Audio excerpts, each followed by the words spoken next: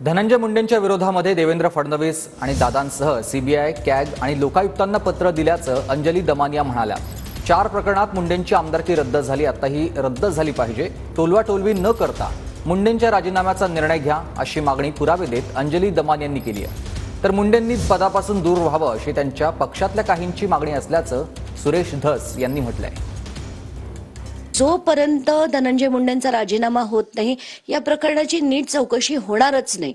म्हणून मी आता एक अतिशय डिटेल्ड असं पत्र मी आज मुख्यमंत्र्यांना पाठवलंय, अजित पवारांना पाठवलंय, सीबीआयला लिहिलंय, कॅगला लिहिलंय आणि लोकायुक्तांना लिहिलंय आणि ऑफिस ऑफ प्रॉफिटसाठी ईसीआयला म्हणजे इलेक्शन कमिशन ऑफ इंडियाला मी लिहिलंय आणि त्यांची आमदारकी सुद्धा रद्द झाली पाहिजे। 4 प्रकरणात ती रद्द झाली होती आणि या प्रकरणात देखील व्हावी असं माझं स्पष्ट मत आहे। अंजली दमानिया ताई काय म्हणाल्या, करुणा मुंडे काय म्हणाल्या यापेक्षा त्यांनी त्या पदापासून दूर व्हावं अशा प्रकारची मागणी त्यांच्याच पक्षातले आमदार बऱ्यापैकी करतायत।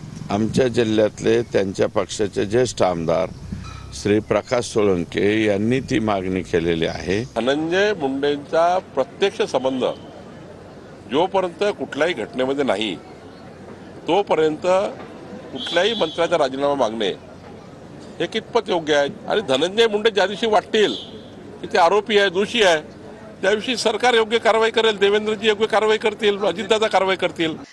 प्रत्यक्ष संबंध कसा आहे कसा नाही हे जेव्हा त्या मोबाईल मधला डेटा रिट्रीव्ह होईल ना तेव्हा बावनकुळेंना आपोआप कळेल।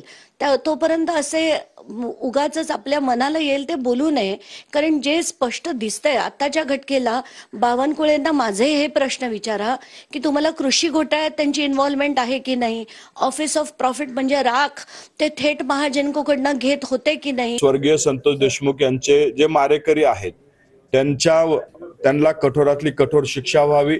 त्या प्रकरणामध्ये जे कोणी दोषी असतील ते आमच्या पक्षाशी निगडीत असतील तर त्यांच्यावरती नक्कीच निलंबन केलं जाईल। या चौकशीमध्ये अंती जर मुंडे साहेब दोषी आढळले तर त्यांच्यावर सुद्धा कारवाई होईल, परंतु ते अद्याप कुठल्याही या घटनेशी संबंध त्यांचा नाही।